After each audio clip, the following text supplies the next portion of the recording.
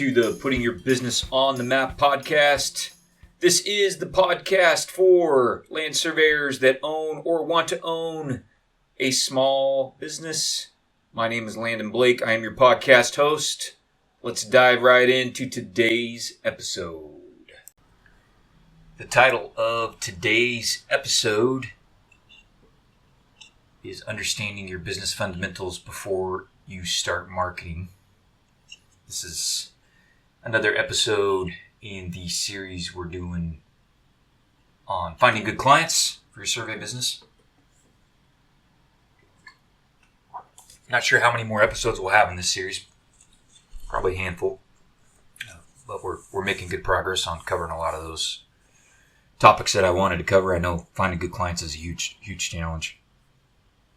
It was a huge challenge for us our first 4 years.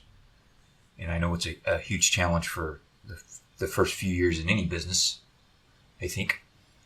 It's less of a challenge for us now that we've been around a little bit and gotten a little established, but it's still something I think about a lot. So we're going to talk about some things that'd be good for you to figure out before you start a major marketing effort for your surveying business. And I know not everybody that listens to this podcast necessarily owns a surveying business. So it's possible you work as a manager or a project surveyor in a civil survey firm, or it's possible that you work for a public agency like a county or a city, or maybe you work for a utility company. Some of this is still applicable, I think, to you if you're in one of those other situations. As an example, if you're a manager at a large civil survey firm, you can get put into a situation where you're asked to bring revenue in to sell, but you may not be getting what you need from your executive management team to be set up in a way that makes that effort successful. And so part of what we'll talk about today should hopefully help you identify if that's happening to you. So you can either, try and get it fixed or understand what the consequences of that are going to be down the road. And then if you work for a government agency or a utility or nonprofit, I think it's still important. I've never done that, but I can imagine if I was in that situation, it would still be important to communicate to my stakeholders the value that my team was bringing or my department was bringing, and that is in a way a form of marketing. So we're going to talk about some things you should try and figure out before you start a major marketing effort. You don't necessarily have to have all this figured out, but you should at least think about it and have some of it figured out. I think that would be helpful. I'm going to start with a story, but before I do that, let me get my couple of disclaimers out of the way. I'm going to try not to share too much specific information about our small business RH in this podcast. I don't want to do that, because we're a special place, and we're not like a lot of other businesses, surveying and mapping businesses. So I want to be careful about sharing too much specific information about our company. I might mention one or two things briefly. I want to leave these questions a little more open so that you can be thinking about as you listen to the episode, what your answer would be to the questions. So I don't want to cut that short by just telling you what the answer is for RH. And we do a pretty good job of this here. I feel like we do a good job. I will tell you that we don't have all of this figured out yet. Our strategic plan is very much a work in progress. So we could improve there. But some of these other things I think we have done a good job on, and that helps Miriam and I think, and Brian to shape our marketing message. The other disclaimer is I'm working on my word whiskers. Try not to say so, like, those are my big ones. So you may hear me pause or call out a word whisker if I slip one in. So appreciate you guys. See, there's a so. Look at that. This is ridiculous. I appreciate you guys being patient with me on that. So let me tell you this opening story. This is a true story. Almost all the stories I tell on the podcast are true stories, by the way. So I don't make these up. If I make up a story, I'll tell you. It's a true story. It happened to me. I don't know. This may be 10 years ago. So I went to work for a fairly large organization. Or 100 people, probably. That's a good size business in the surveying and engineering world. It's a medium-sized company. And when I took the job, I got hired to basically design and implement or run the UAV mapping program at this particular company. They had a guy that was doing a little bit of that, but he wasn't licensed and he wasn't a surveyor and he wasn't doing a really good job. And so they said, hey, we're going to bring you in. We need you to get this straightened out. We can see UAV is going to be an important technology. UAVs are going to be an important technology and we need to get on top of it. And I've been using UAVs for a while. And so they brought me in to help them basically implement that technology stack. And that was a new thing for me. A new type of role. I've been basically an assistant survey department manager or mapping department manager at all of my jobs before that. So this was a new kind of more limited role. I was super excited about it. I was hoping it wouldn't have a lot of the stress that I had in my other management roles. This was going to be very technical. So I was excited about it. So I took the job and I'd been there about 3 months and I was getting the UAV program off the ground. I was training pilots and teaching people how to use the mapping software and developing guidelines and procedures. And was going out and doing some UAV mapping on some projects. So I thought things were going well. And at this particular company, it was purely a timing thing and had nothing to do with me. They shook up their management team, their executive management team, about 3 months after I got hired. And I ended up getting a new boss, somebody I'd never met before. And one of the other executive managers that they brought in was a very technical person like me. And that person, they basically moved the UAV department to that person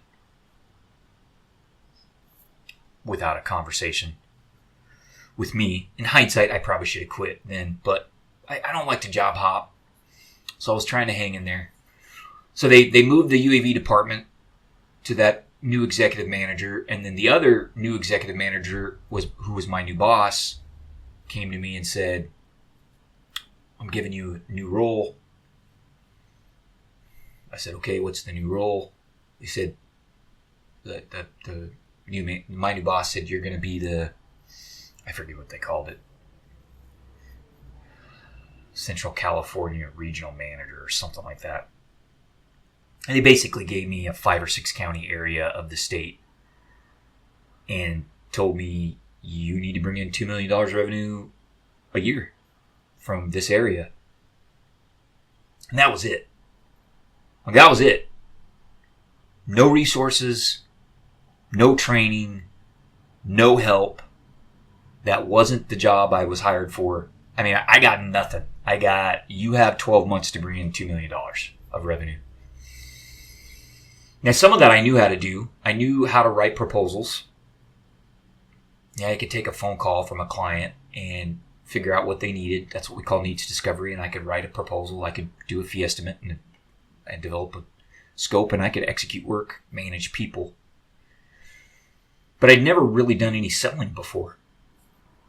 I tell surveyors all the time, writing proposals is not marketing. That's business development. I had done a lot of business development. I had never done any marketing. Almost none. I'd done a little bit for I had a small side business doing teaching land surveyors, but I didn't do a lot of marketing. So here I am. Now I've got to go get $2 million of revenue a year. And I remember the very first thing I did was I went and I bought my first book on sales and marketing because I didn't even know where to start. So I went and bought a book. It was by Jeff Blount. I've talked about it on the podcast before. It's called Fanatical Prospecting. And I listened to that whole book on audio on a family trip we took to Yuma, Arizona. My wife had a cousin in Yuma. And that helped. It wasn't probably the right book for me to start with, but I didn't know. I just picked a book on sales, and that was the one I happened to pick. And it at least introduced me to some concepts.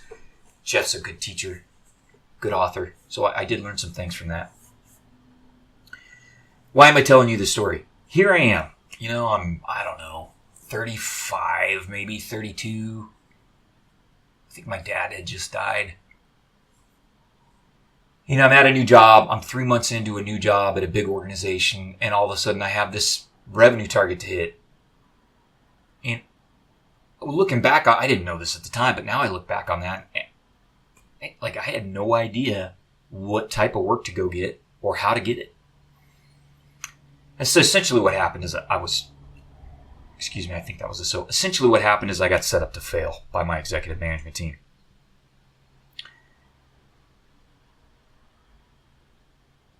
Part of the conversation that they should have had with me, let's forget the fact that they changed my job, they changed my role and gave me a new boss without a conversation. Let's just put that to the side for a minute. Part of the conversation I needed them to have with me that we didn't have was, what kind of work was I going to get? What type of clients were good clients for our company? What type of clients were not good clients for our company? Was there a list of companies I needed to avoid? Was there a list of project types that I needed to avoid? What was our value proposition? What did we do good as a firm? They were a union.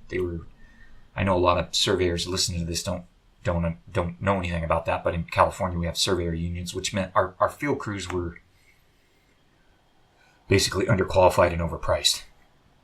And so I had to, I was trying to deal with that reality. This company was not really a mapping company. They were a construction company primarily. And I was a mapping surveyor. I didn't get any conversation. They just, here you go, kid. And they even got me a little office, which was kind of funny. Like, they opened me an office in Manteca, California, and hired me an admin, and were like, here you go, kid. Go get $2 million a year, right? And I was totally unprepared for that. Not only was I unprepared for it as an individual, but I didn't know enough about the company and their value proposition and their core capabilities and their strategy to go get the right kind of work from the right kind of clients to be successful. I'd only been there 3 months, maybe 4 at the most. That's horrible. You don't want to do that. You don't want to do that to your people. And if you're starting your own business or have started your own business, you don't want to go start to sell stuff if you don't understand some of those things that I didn't understand. Who's a good client? What's a good project? What are our core capabilities? How do we provide value to the client? That's what we're going to talk about a little bit more in the episode today. Why is this important? It's important because if you understand some fundamental things about your business, it's going to let you achieve a good client-consultant fit. And in the type of work that we do, a good client-consultant fit is a huge part of the recipe for success. I would say the other part is being able to just execute at a basic level, be competent. But you need both of those things. You need a good client-consultant fit and the ability to execute basic competence. If you have a poor client-consultant fit, and great execution, it isn't going to matter. And if you have a great client-consultant fit, but poor execution, it isn't going to matter. You need both things. So before you go out and acquire new clients for your business, you want to make sure that you're going to get a good client-consultant fit. And there's some things I think you need to understand about your business to be able to do that. So that's what we're going to talk about in the rest of the episode. So here's what we're going to cover. We're going to talk about what do I mean when I say you need a good client-consultant fit? What does that mean? I've got 4 things we're going to talk about. Next, we're going to talk about how a good client-consultant fit is related to what I call your business fundamentals or your business constitution. We're going to talk about the 5 elements of your business fundamentals or your business constitution. And let's see what else here. Then I'm going to give you 3 questions you want to ask before you implement a service for your clients or sell a service to your clients, and we're going to wrap up by talking about how you communicate business fundamentals to your clients in your marketing, because I know you do marketing and not just business development because you listen to this podcast. We're going to start with that first section. What does it mean to have a good client consultant fit? I've got 4 things here. We could do a whole episode on good client consultant fit, and maybe we will. So I'm going to give you an overview. These are just the 4 things that came to my mind first. There are probably more than 4 things, but here's what came to my mind. When I talk about having a good client, a good fit between the consultant and the client, here's the 4 things I mean.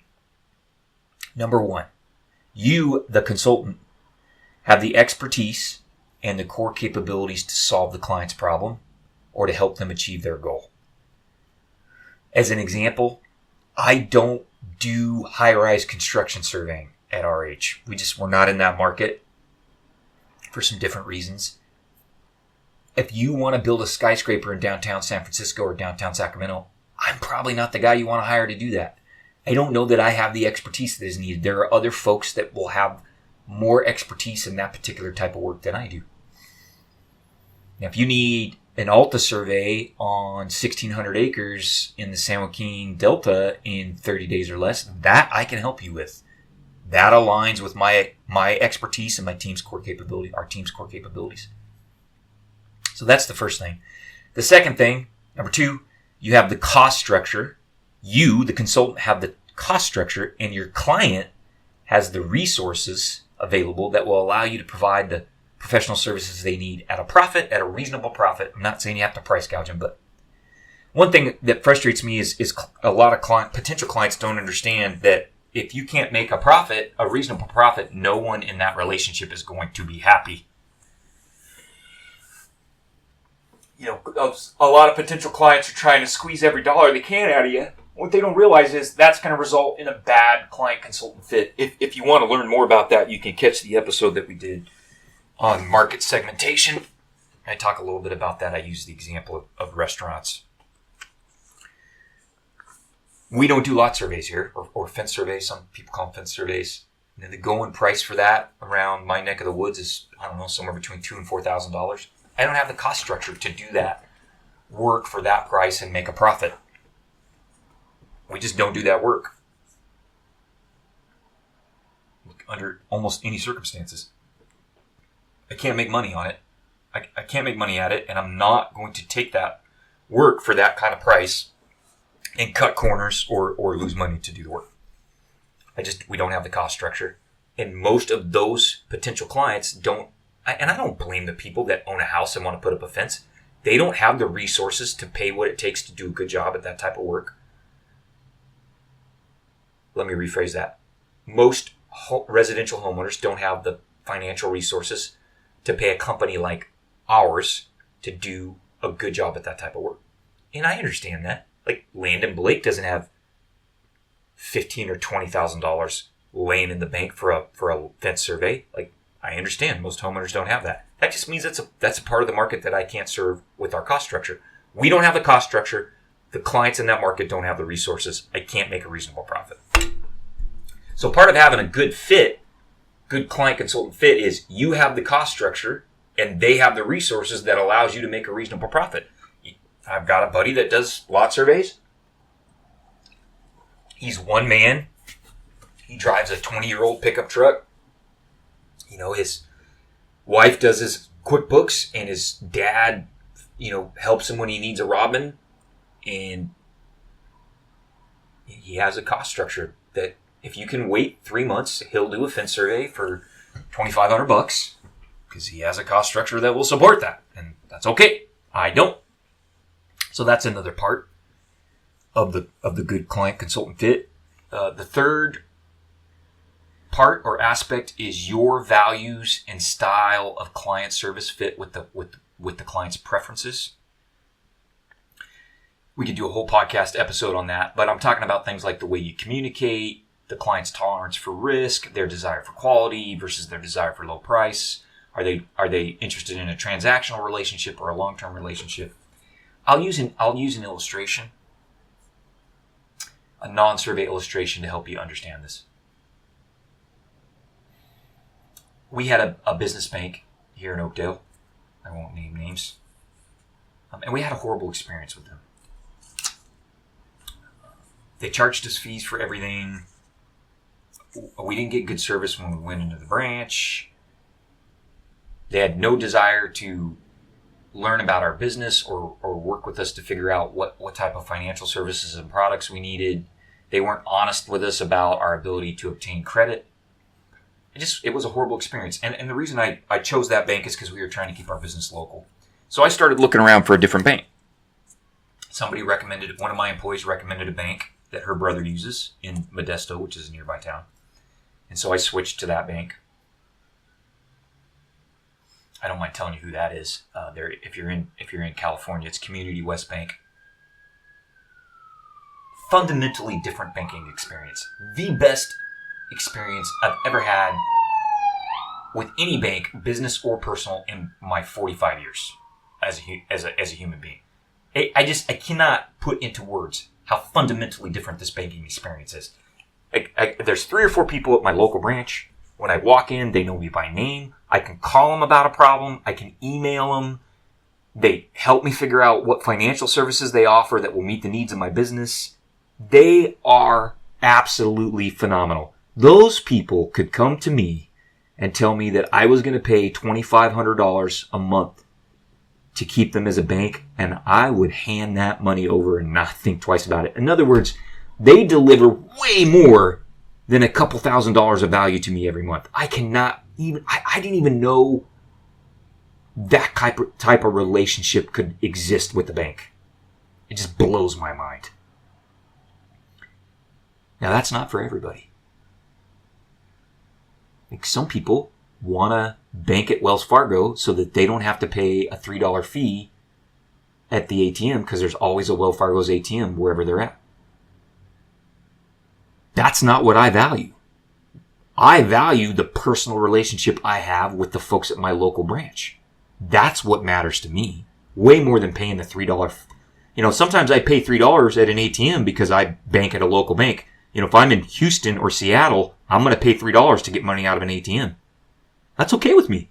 That's not what I'm looking for in a bank. I'm not looking for a nationwide ATM network. I'm looking for a personal banking relationship.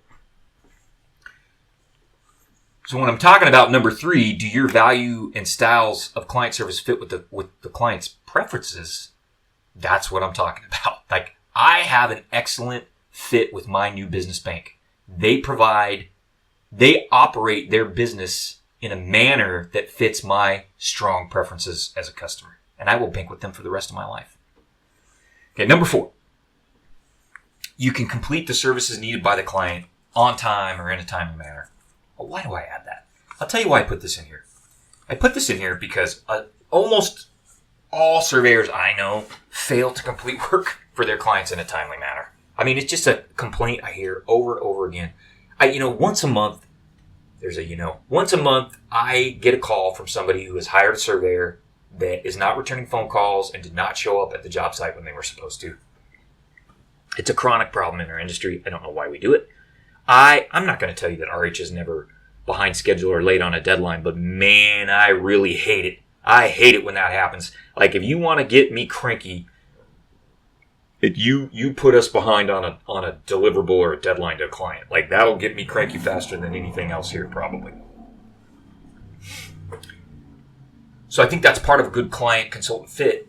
Yeah, I tell people when they call here for a lot survey, I'm like, look, you can probably wait. You just want to put up a fence? You can wait 3 months. Call my buddy.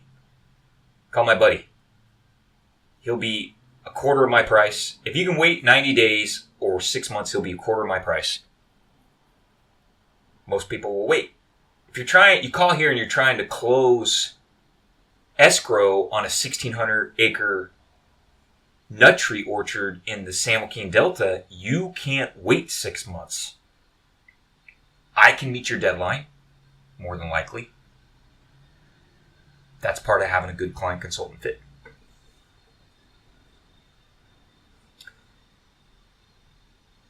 I'm going to run down that list of 4 things again, super quick. So these are 4 elements of a good client consultant fit.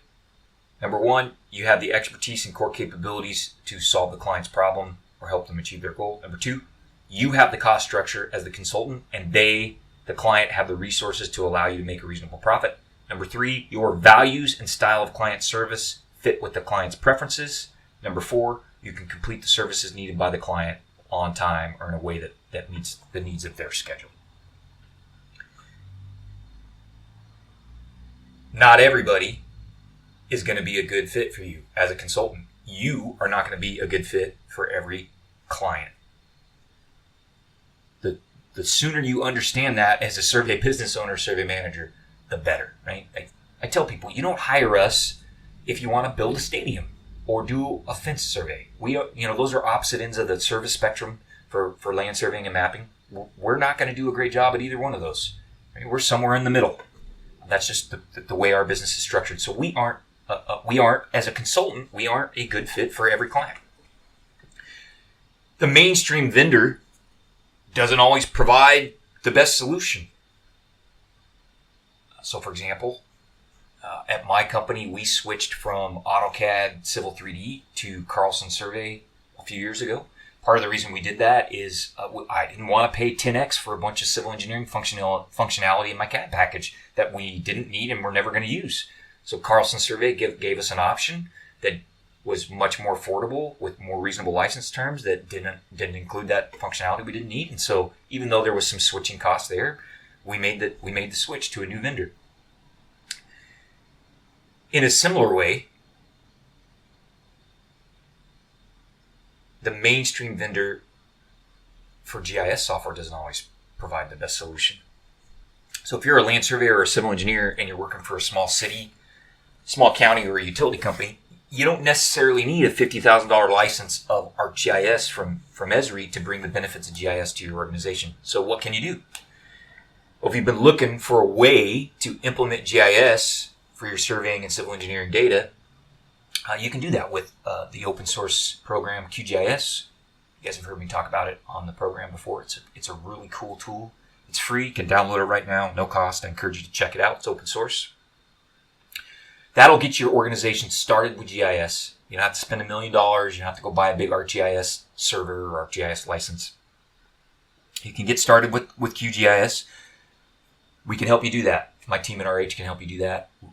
We can get you pointed in the right direction, help you get downloaded and installed, point you to some video resources we have that'll show you some basic operations in QGIS. If you need more help than that with GIS design or implementation or training your folks on how to use QGIS, reach out to us.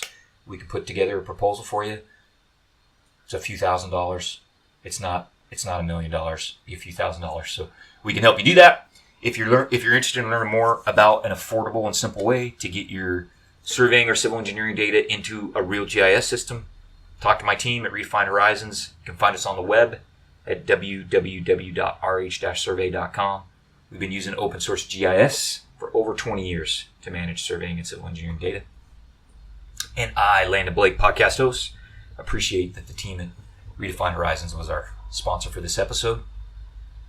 So how, getting back to our main topic here, how is that good client consultant fit that we want related to our business fundamentals? If there is a bad client consultant fit, everyone suffers.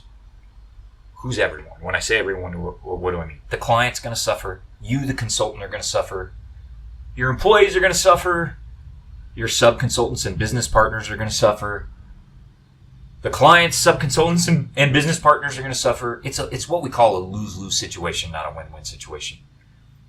One of the things that I've learned in business that's been the most valuable to me is to look for win-win situations. Everybody walks away from those happy. Nobody walks away from a lose-lose situation. And so if you get a good client consultant fit, it's more likely that everybody's going to walk away from a particular project feeling like it was a win-win, and that's what you want. Right? If you get a good client consultant fit and you execute well, everyone in the project is going to agree that you provided the client with good value, right, or bang for the buck. You're going to agree, the client's going to agree, your sub-consultants are going to agree, their sub-consultants are going to agree. Like, everybody's going to be happy, and that's what we really want in business. So in order to do that, in order to get that good client consultant fit, you got to understand some fundamental things about your business. And here's the illustration I would use. It's like being on a dating app. I've never been on a dating app. I got married to my wife way before dating apps were a thing, but I know some people that have been on dating apps. So like imagine going on a dating app, but you don't know what to put on your profile on your dating app. You're just like, I'm a guy. Like that's it. I'm a guy. I'm a guy looking for a girl. That's it. That's your whole profile. It'll be really hard to find a good fit if that's all you have. In other words, you have to understand something about yourself and what you're looking for in a romantic partner if you're gonna be successful in finding a good long-term relationship on a dating app. It's a little bit of the same principles. If you want to find a good client consultant fit, especially for a long-term relationship, you have to understand some things about your business and you have to understand some things about what you are looking for in a client. That's why understanding your business fundamentals are a key part of getting a good client consultant fit. What I want to do, I'm going to take a quick break because I'm at 30 minutes. I'm going to take a quick break. When I come back, we're going to talk about the 5 elements of your business fundamentals, or what I call the business constitution, that you need to try and understand at least some level before you go on a major marketing effort, right? Because if you don't do this, if you don't understand it at a basic level, or at least have thought about at a basic level these 5 elements, you are going to go waste money marketing services to clients that are not going to be a good fit for your team.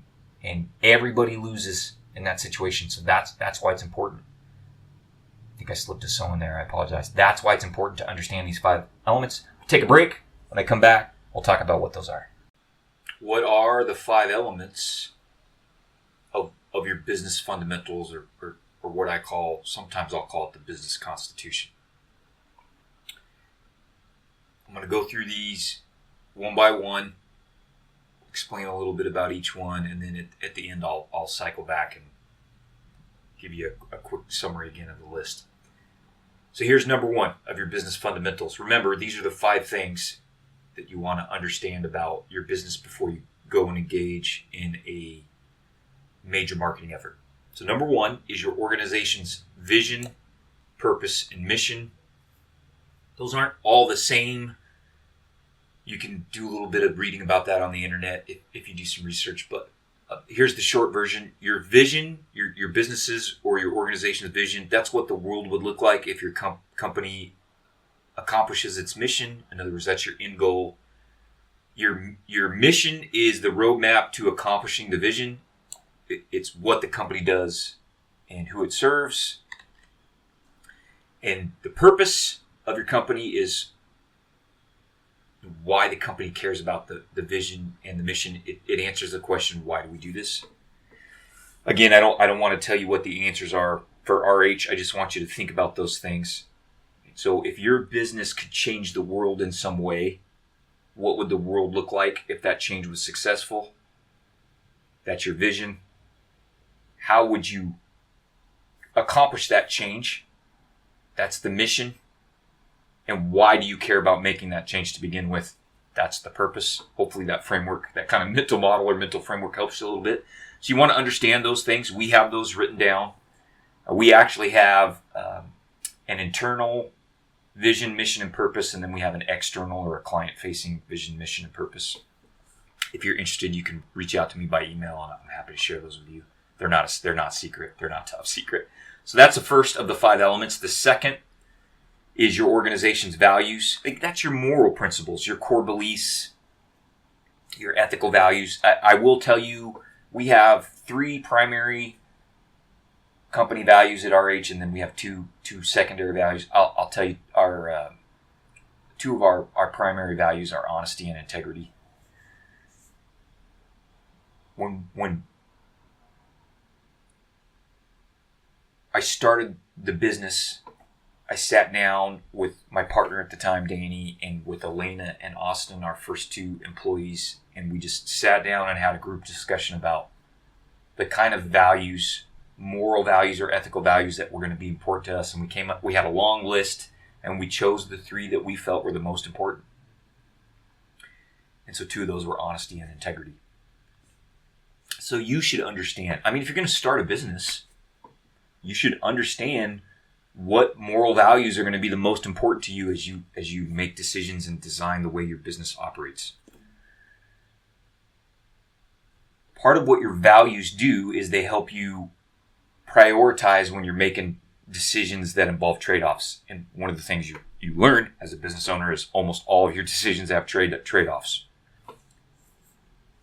Our core values are honesty and integrity. An example of how that helps us is when we went to design our billing system, the way we invoiced clients, the way our invoices looked, the information that was included on the invoices. One of the things we were concerned about was being very transparent and upfront with our clients in our billing, because that reflected our core values of honesty and integrity. Another thing it means is that when we get into a billing dispute with a client, 9 times out of 10, RH is going to, if there's a gray area or a dispute, RH 9 times out of 10 is going to, we're going to take the fall. We're going to take the shortage, because we want to have a reputation for honesty and integrity. And sometimes sticking to those values is very expensive. We could do a whole PYBO team extra on that. But I remember I did some work for a client. It was a friend of mine. We had a job we did for him go a little bit sideways. I don't think it was our fault. He didn't clearly communicate expectations and wasn't paying attention, and then decided to be super picky about our deliverable when it was all over. And he decided not to pay an $18,000 invoice. And I basically called him up and said, I don't agree. I think you owe us the money. We did the work. I said, but I'm not going to fight with you about it. So I said, you can keep your $18,000. And at the time, I mean, it's still a large amount of money for us, but at the time it was a huge amount of money because we were 4 people maybe. That was a whole payroll probably, or close. But I gave the client the benefit of the doubt there, despite my reservations, because that's what aligned with our core values. So you can't just, they're not just window dressing. They have to really align with how you do your business, your values. I have a quote here. I'm sorry, I don't know where this quote came from, and I apologize because I would like to tell you, but here's the quote. It's about your organization's values. It says, being your values, your business values should be inherent and sacrosanct or sacred. They can never be compromised either for convenience or short-term economic gain. Corporate core values may reflect the values or should reflect the values of the company's founders. In other words, they're ironclad. They're core values. They're something that you don't change or compromise on. You want to have that figured out before you go engage in a major marketing effort, because the right core values are going to appeal. That's going to appeal to a particular type of client. I'll give you an example. I have an IT guy, an IT consultant that helps us with our IT needs here at RH. He is not the cheapest IT guy I could find.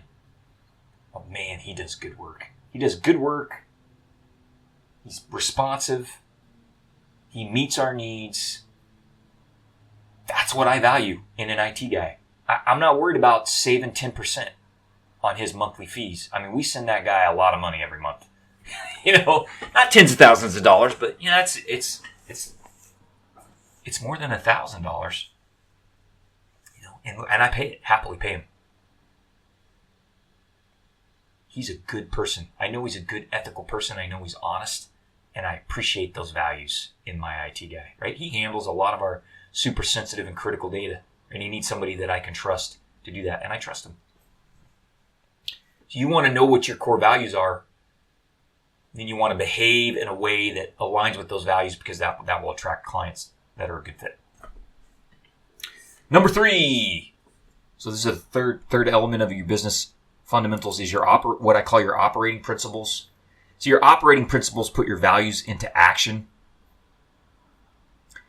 This is the only other time I think in today's episode that I'm going to use RH as an example. Just a couple quick examples. So one of our operating principles is that we don't want our clients dealing with automated systems when they could be interacting with a human being.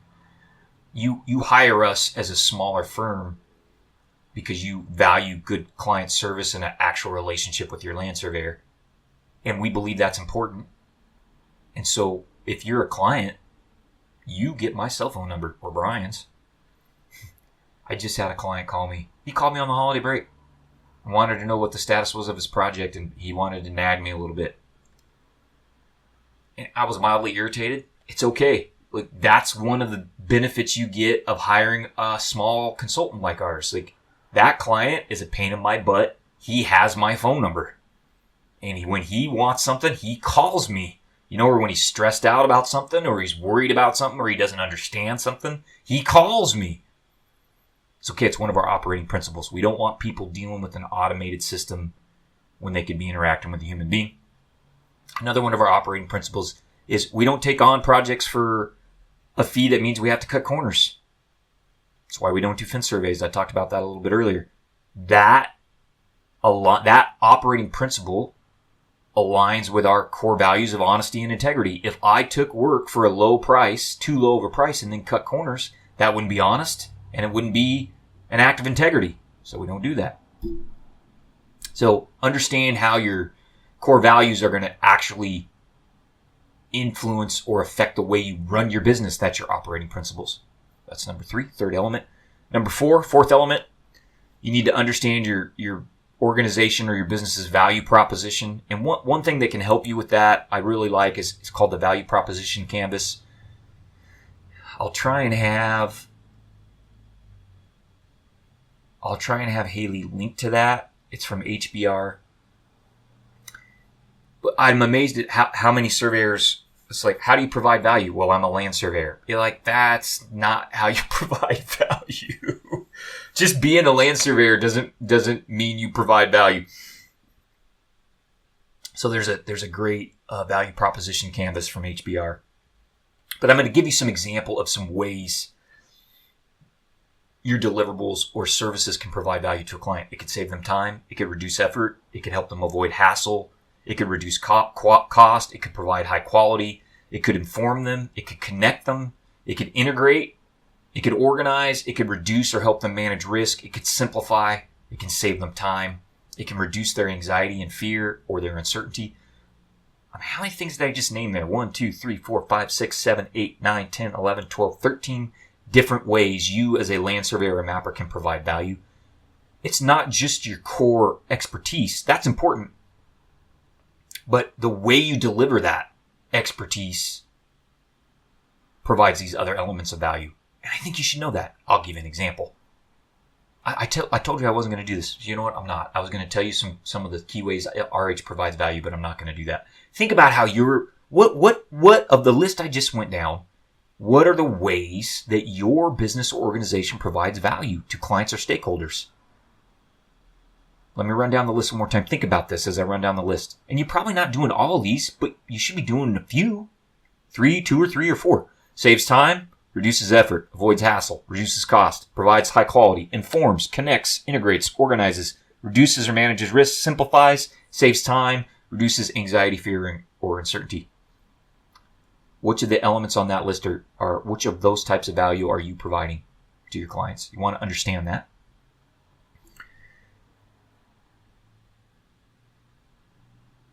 That's going to help you get a good client consultant fit. And then you want to be part of the reason this is important for marketing, which is what we're talking about today, right? Finding good clients. Once you understand the ways you provide value through your expertise, you can then hit those particular types of value in your marketing material. That's going to attract the right kind of client. Right? It gets you a good client consultant fit. Okay, the last thing, number 5, is understand your business model. And I'm going to try and remember to have Carly put a link to the business model canvas in the show notes. It's a great tool. I think it's from Strategizer.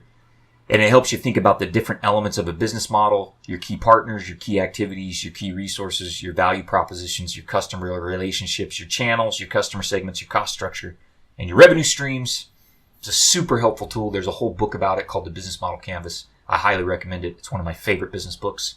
It's not a book like with a bunch of typewritten text. It's got lots of graphics and visuals, which I enjoy because I learn better that way. I think a lot about the business model canvas. I think part of that is because we have a fairly unique business model here at Redefine Horizons. We are not like most other survey companies. I tell people we're special. And so I've thought a lot about that business model and the way it operates because it means we have to do things differently than other survey companies. And part of that's what we call our innovation stack, right? That's another great book. There's a book called The Innovation Stack, which is excellent. I encourage you to check that out. So think about your business model. If you primarily do construction layout and construction surveying in a major metro area in California, you're not going to have the same business model that we do at RH. If you primarily do rural boundary surveys in eastern Montana, you're not going to have the same business model that we do here. Your business model is going to be very different from ours. And so it's important to understand your business model. You've heard me say this on the podcast before. Surveyors, I talked about this on the episode we did about market segmentation. Is surveyors just go try and sell services to anybody that needs a survey. Don't do that. If you have an effective business model, you're not going to be good at everything. So you want to sell surveys to clients that are a good fit for your bundle of services in your business model. Check out the business model canvas. And we're going to wrap up here. I'm going to wrap up with 3 questions I want you to ask before you go market a service. And then how you can communicate the business fundamentals, the 5 things we talked about. Your business fundamentals, your business constitution. Once you have that figured out, how do you communicate that in your marketing? That's important. It helps to have it figured out even if you don't communicate it in your marketing because it's going to help you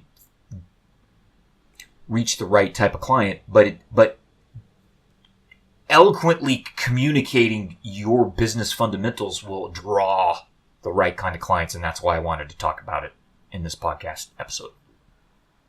So we're going to go over 3 questions I want you to ask before you offer a service to a client. But before you do that, I've got a question for you. Are you a surveyor or civil engineer using Google Earth to manage your geospatial data?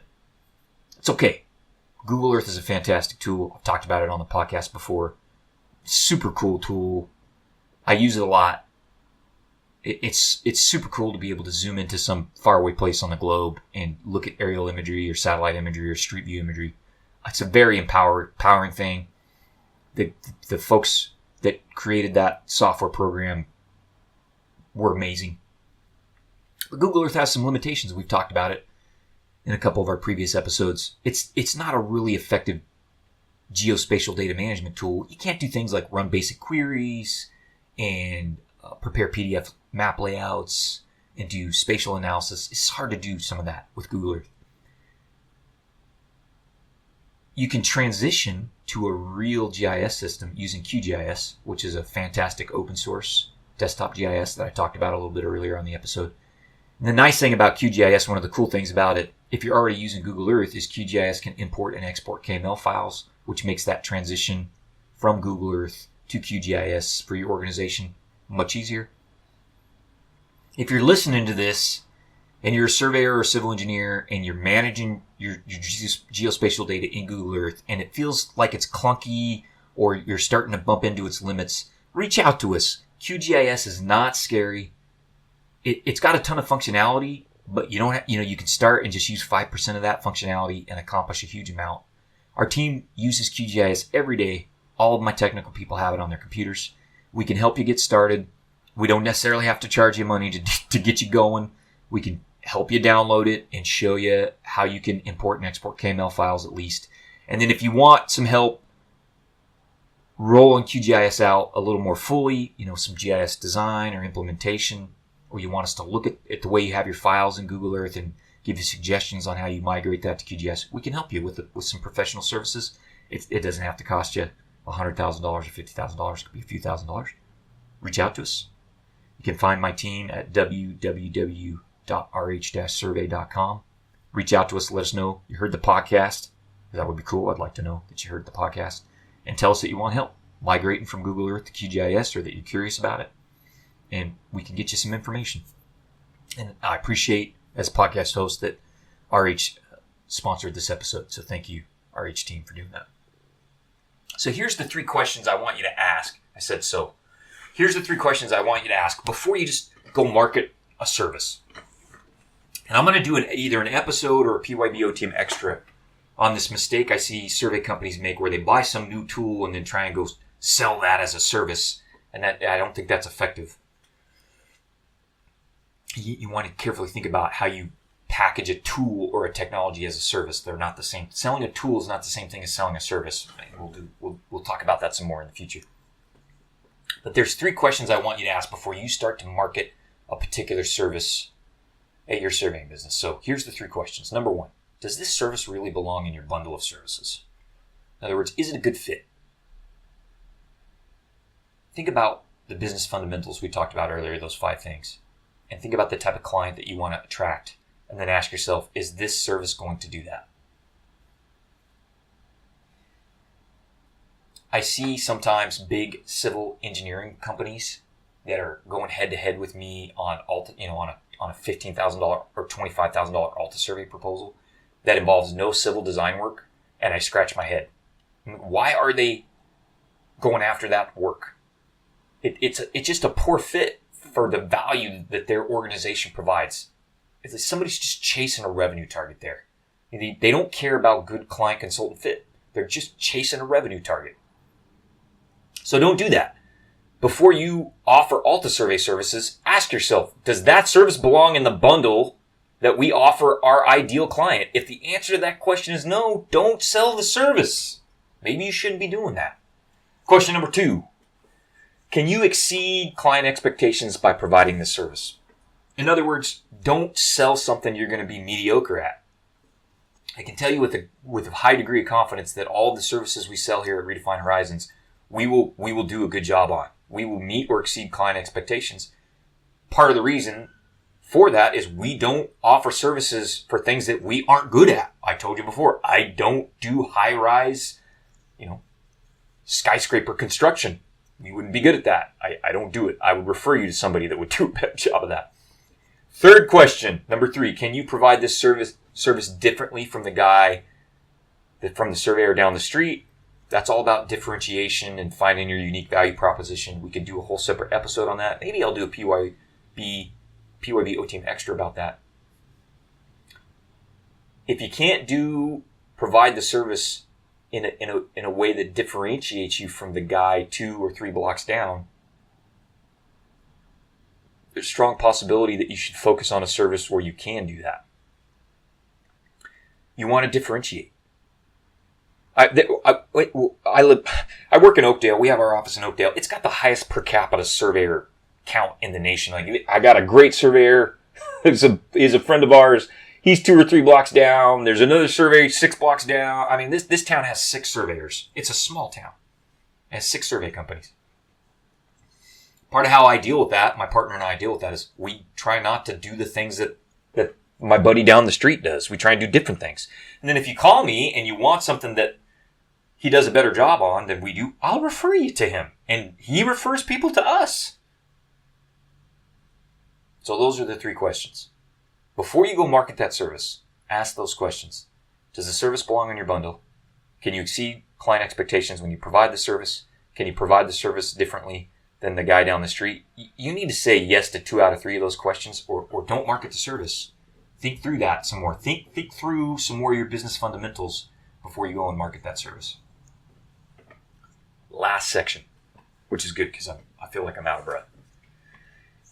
Once you've got some of this figured out, how do you communicate your business fundamentals in your marketing material? And I know you do marketing because you listen to this podcast. You're not just doing business development like most surveyors. So there's a couple ways you can do that. You can do it explicitly. We put our core values and our operating principles and our purpose and our mission and our vision on our website. If you're curious, now a lot of clients don't care, but if you're curious and you're checking us out as a potential consultant, you can go there and you can find those values. You can find our operating principles. They're on the web. I encourage you, if you're a podcast listener and you're curious, go check out our website. It's on there. So that we just communicate that explicitly to the client. Like, yep, we thought about it. Here's what we figured out. This is who we are and what we believe in, and it's on our website. One thing I like about that is it also helps hold you a little bit accountable to your clients and your employees, right? Because you've publicly stated what some of your fundamental values and beliefs are. And then you can also do that implicitly. This is the last RH example I'll give you in the podcast episode. We have a YouTube channel that's designed for clients, and it's not like infomercials. It's actual advice and education to help clients, potential clients. And one of the themes, if you watched enough of our videos, is you can see me telling people about the harsh realities and risks of land development and commercial real estate and infrastructure. It's almost like a reality, like I'm trying to give folks a reality check, because there's a lot of bad advice and misconceptions and misunderstandings, and land development and infrastructure projects. Those things are complicated and difficult, especially in a heavily regulated environment like California. And so if you watch our YouTube channel, you'll see this kind of repeated theme where I'm telling people, this is not as easy as you think. There's challenges here. Here's what the challenges are. Work with a good consultant team. Don't just be worried about low price, because it's going to come back and bite you.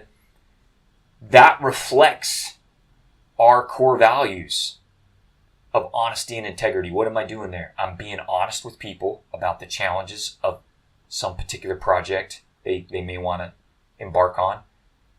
And I'm trying to provide good advice that's going to protect their interests and guide them through the process.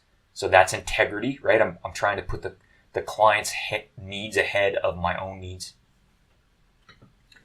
And so that's implicit, right? It's not explicit. But I think if you watch enough of our content on the web, our core values are going to bleed through, and our operating principles are going to bleed through. So those are the two ways you do it: explicit and implicit. In the previous set of 3 episodes that I did on letting go of control and allowing for the right type of mistakes, I talked about one of the areas that I tend to exercise a little more top-down control in is in our branding and our marketing. And this is one of the reasons why. I want to make sure that our core values are bleeding through all of our marketing content in not just in an explicit way, but also in an implicit way. That's important, and that's one of the reasons why I exercise a little more control there. And then think about, how do you communicate your business fundamentals through your different marketing channels? That's your website.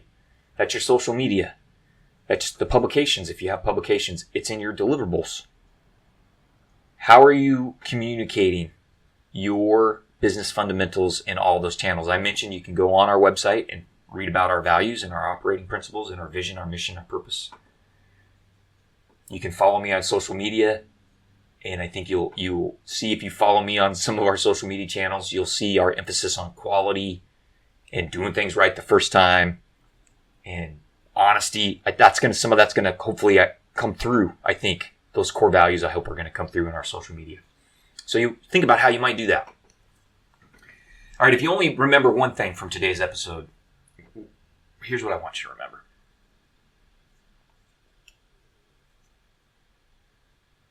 A successful business is going to understand itself at a fundamental level, and it's going to work hard to attract